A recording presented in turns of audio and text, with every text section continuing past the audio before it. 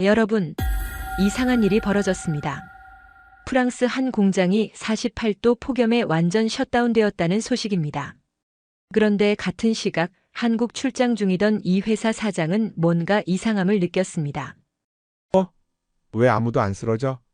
서울 42도 폭염 속에서도 한국 사람들은 멀쩡히 일하고 있었거든요. 심지어 뜨거운 국물까지 마시면서 말이죠. 본국 직원들은 30도만 넘어도 헉헉대는데 이 차이는 뭘까요? 그리고 1년 후 이 사장이 내린 놀라운 결정은 무엇이었을까요? 지금부터 그 사연을 들어보겠습니다. 시작에 앞서 좋아요와 구독, 감사합니다. 안녕하세요. 저는 프랑스 리옹에서 정밀기계 제조업체를 운영하던 앙투안 르루아라고 합니다. 올해 52세이고요. 20년 넘게 기계 부품을 만드는 일을 해왔습니다. 제가 오늘 이런 자리에서 말씀드리게 된 건 정말 믿기 어려운 일을 겪었기 때문입니다. 작년 여름 한국에 출장을 갔다가 제 인생이 완전히 바뀌었거든요. 그때가 7월 중순이었는데 유럽 전체가 말 그대로 불덩어리였습니다. 프랑스만 48도가 아니라 독일, 스페인, 이탈리아 할 것 없이 모든 나라가 기록적인 폭염에 시달리고 있었어요.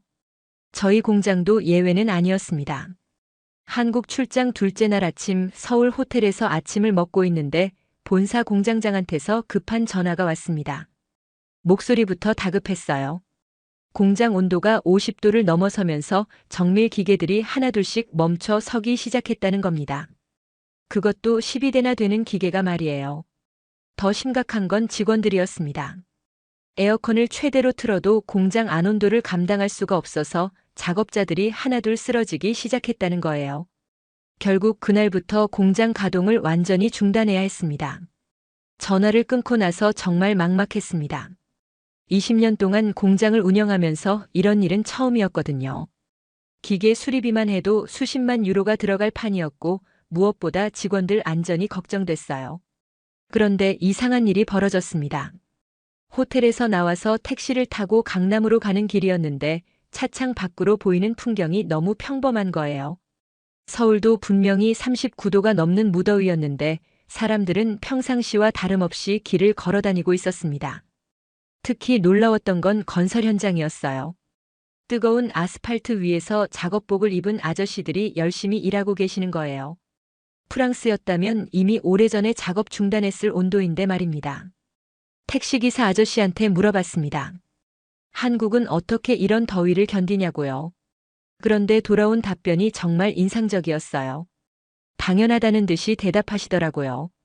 한국 사람들은 원래 이런 더위에 익숙하다면서 오히려 유럽 사람들이 더위를 너무 못 견딘다고 하시는 거예요.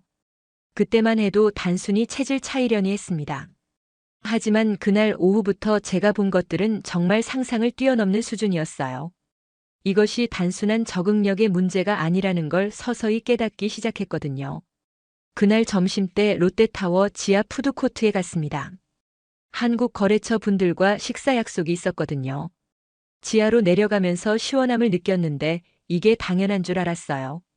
지하니까 원래 시원한 거 아닌가 싶었죠. 그런데 식사를 마치고 지상으로 올라가서 깜짝 놀랐습니다. 막 온도가 39도더라고요. 그런데 지하에서는 더위를 전혀 느끼지 못했던 거예요. 프랑스 지하상가는 여름이면 후끈후끈해서 견디기 어려운데 한국은 정말 다르더군요. 더 놀라운 건 그 푸드코트에서 본 광경이었습니다. 수백 명의 사람들이 뜨거운 국물 요리를 먹고 있는 거예요. 찌개, 라면, 국밥까지 말이에요.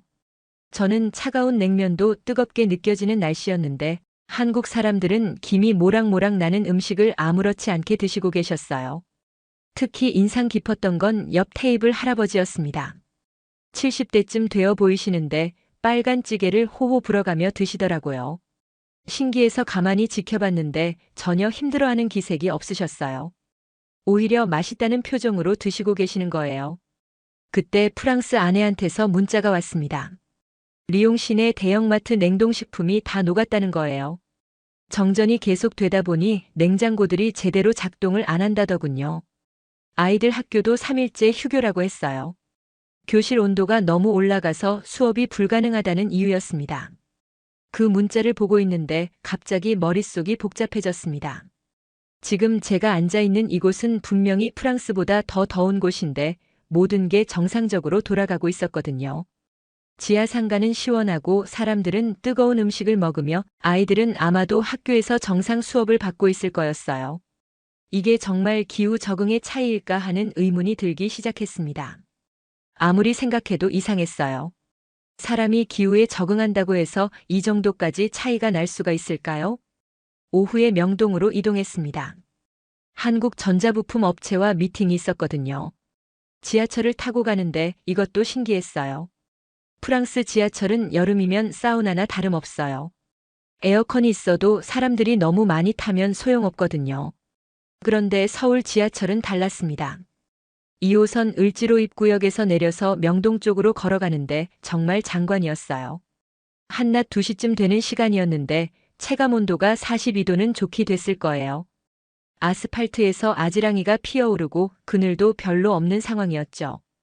그런데 한국 직장인들은 정장 차림으로 성큼성큼 걸어다니고 있었어요. 양복에 넥타이까지 맨 남자분들이 아무렇지 않게 길을 건너고 업무차 뛰어다니고 있는 거예요. 여성분들도 마찬가지였어요. 정장에 하이힐 신고도 빠른 걸음으로 이동하시더군요. 저는 반팔 셔츠 하나 입고도 땀이 비오듯 흘렀는데 말이에요. 그늘만 보이면 피해서 걸었는데 한국 사람들은 그런 거 개의치 않고 당당하게 햇볕 아래를 걸어다니고 계셨어요. 미팅 장소인 빌딩에 도착해서 엘리베이터를 기다리는데 로비에서 만난 한국 회사원분이 제 모습을 보고 웃으시더라고요. 외국인이냐고 물어보시면서 더위를 많이 타신다고 하시는 거예요. 그러면서 한국 사람들은 어릴 때부터 이런 더위에 익숙해져서 괜찮다고 설명해 주셨어요. 그런데 미팅을 하는 동안 또 놀라운 일이 벌어졌습니다. 프랑스 본사 매니저한테서 연락이 온 거예요.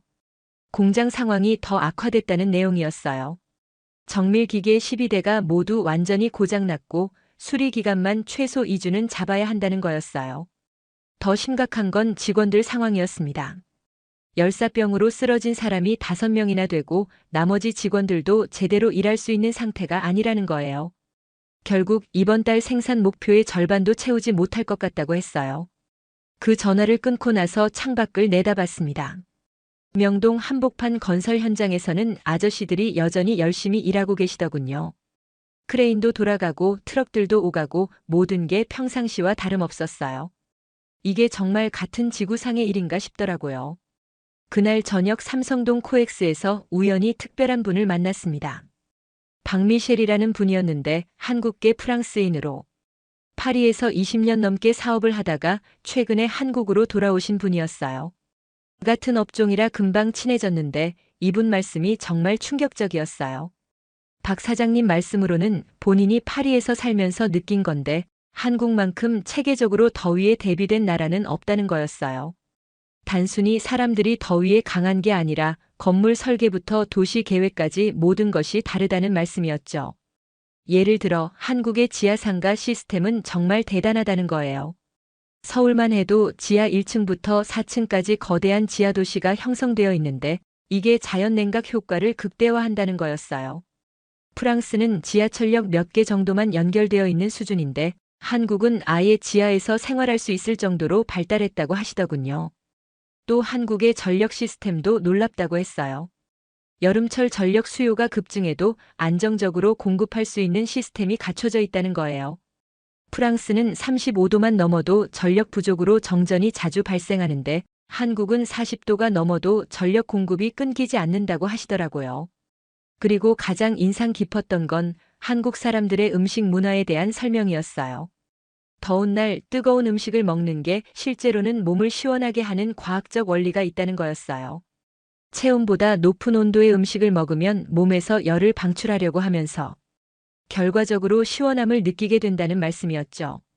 박 사장님은 이런 것들이 수백 년에 걸쳐 축적된 한국만의 노하우라고 하셨어요.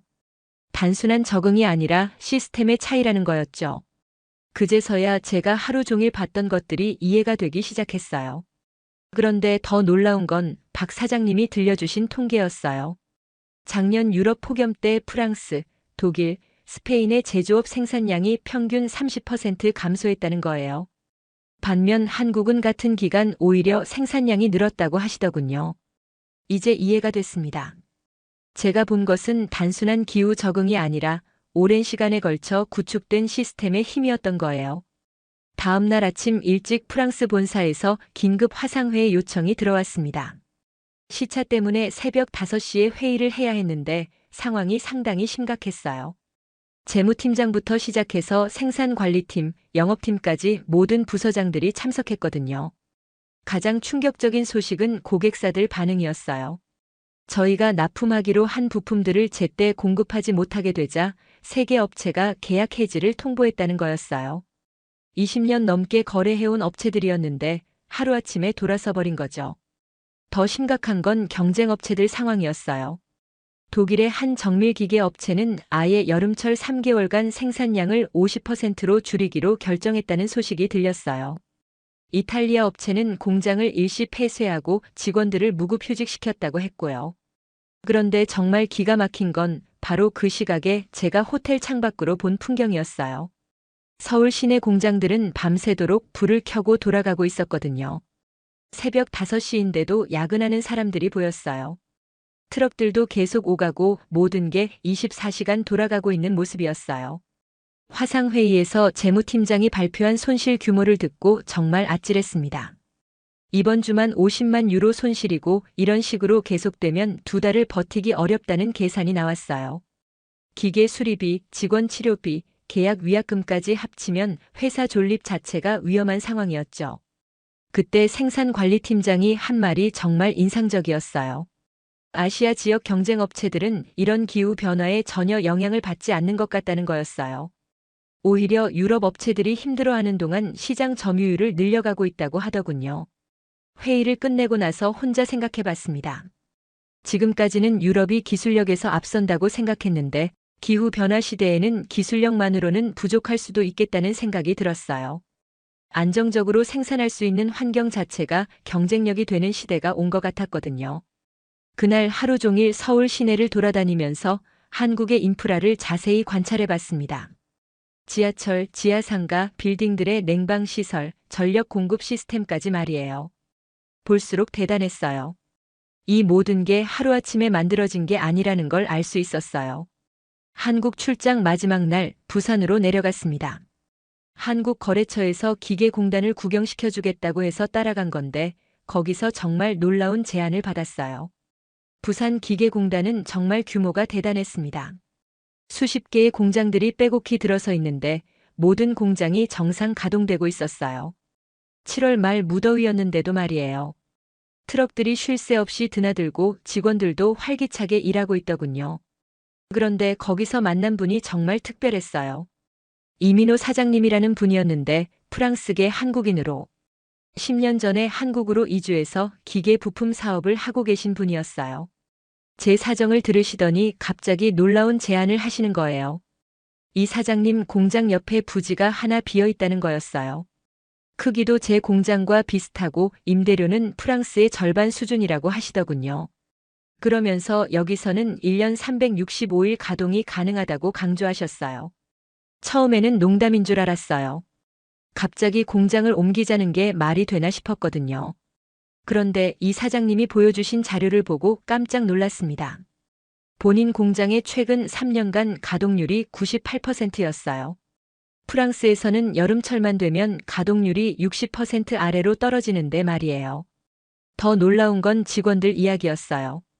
이 사장님이 프랑스에서 일하던 직원 20명을 모두 한국으로 데려왔다는 거예요. 처음에는 다들 반대했지만 지금은 모두 만족해한다고 하시더군요.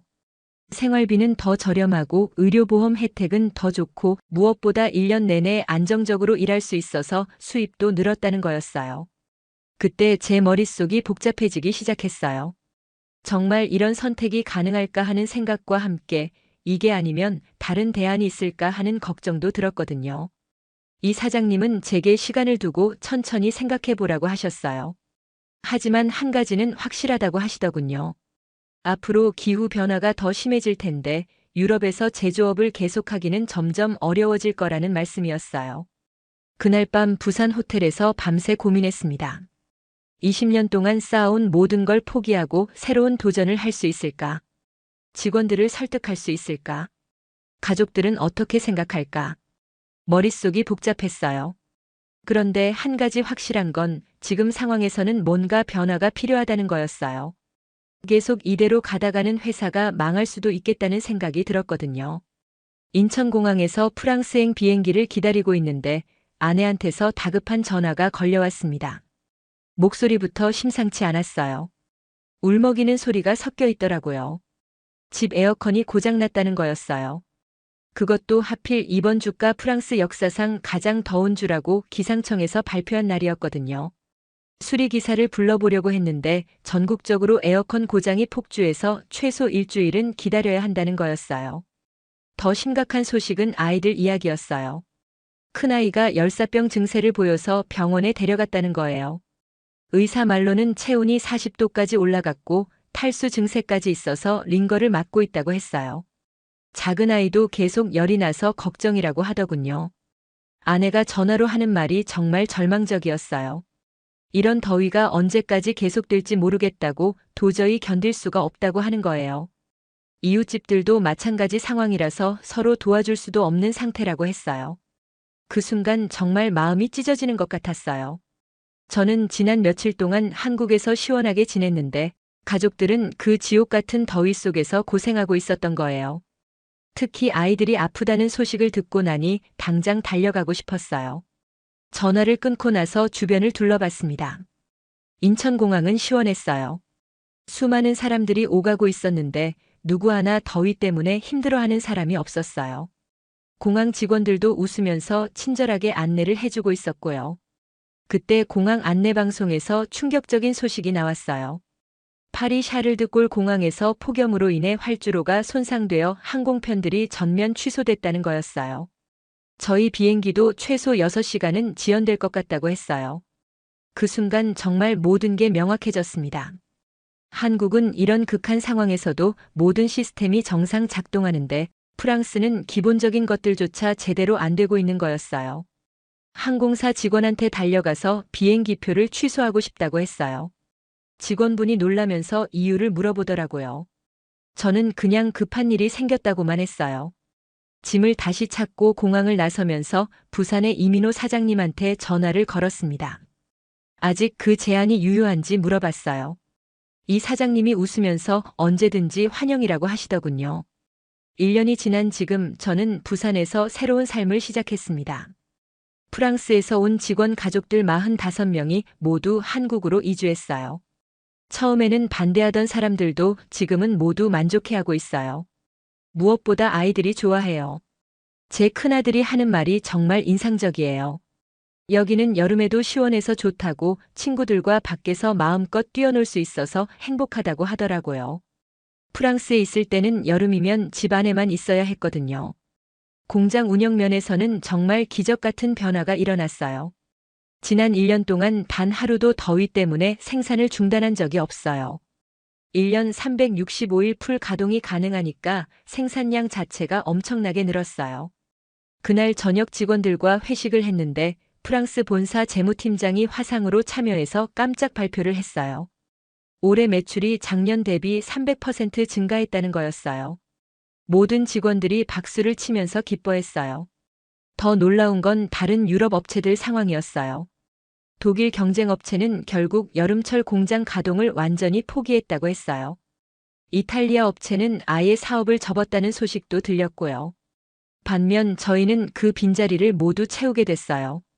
한국 직원들과 프랑스 직원들이 함께 소주잔을 부딪히면서 건배를 외쳤을 때 정말 감동적이었어요. 서로 언어도 다르고 문화도 다르지만 함께 일하면서 하나가 된 느낌이었거든요. 창밖으로 보이는 부산 공단의 야경이 정말 아름다웠어요. 수십 개의 공장들이 24시간 불을 환히 켜고 돌아가고 있었어요. 이게 바로 한국의 저력이구나 하는 생각이 들었어요. 지금 생각해보면 정말 운이 좋았어요. 만약 그때 한국에 출장을 오지 않았다면 저는 아직도 프랑스에서 더위와 싸우고 있었을 거예요. 한국이 어떤 나라인지도 모르고 살았겠죠. 이제 다른 유럽 사업가들한테 한국을 추천하고 있어요. 기후변화 시대에 한국만큼 준비된 나라는 없다고 말이에요. 실제로 저희 덕분에 독일 친구 2명도 한국 진출을 검토하고 있어요. 여러분, 이 이야기를 들으시고 어떤 생각이 드시나요? 앙투안 씨의 사연을 통해 우리가 확인할 수 있는 것은 한국이 얼마나 대단한 나라인지 하는 점입니다. 48도 폭염에 유럽 전체가 무너지는 상황에서도 우리나라는 끄떡없이 돌아가고 있었거든요. 이게 하루아침에 만들어진 게 아닙니다. 수십 년에 걸쳐 우리 선배들이 땀 흘려 만든 시스템의 힘이에요. 전국을 연결하는 지하상가 네트워크, 안정적인 전력 공급 시스템, 극한 기후에도 견딜 수 있는 건물들까지 말이죠. 더 놀라운 건 우리 국민들의 끈기입니다. 40도가 넘는 더위에도 묵묵히 일하는 건설. 아저씨들 정장 입고 뛰어다니는 직장인들, 뜨거운 국물 드시는 어르신들까지. 이 모든 게 한국인의 저력을 보여주는 거 아닐까요? 지금 전 세계가 기후변화로 어려움을 겪고 있는 상황입니다. 유럽은 여름마다 생산 활동이 마비되고 미국도 폭염으로 정전 사태가 빈발하고 있어요. 그런데 우리나라는 이런 극한 상황에서도 경쟁력을 유지하고 있습니다. 앙투안 씨 같은 외국 기업인들이 한국을 선택하는 이유가 바로 여기에 있어요. 단순히 인건비가 저렴해서가 아니라 어떤 상황에서도 안정적으로 사업할 수 있는 환경이 갖춰져 있기 때문입니다. 우리가 당연하게 여기는 것들이 실제로는 전 세계에서 인정받는 대한민국의 자랑거리였던 거죠. 앞으로도 이런 우리나라의 저력을 믿고 더욱 자부심을 가져도 좋을 것 같습니다. 오늘 사연은 여기까지입니다. 프랑스 사업가의 한국 이주 성공 스토리 어떠셨나요? 사연의 주인공에게 응원의 댓글을 남겨주세요. 지금까지 감동정거장에서 사연 전해드렸습니다. 사연이 마음에 드셨다면 좋아요와 구독 부탁드립니다. 시청해주셔서 감사합니다.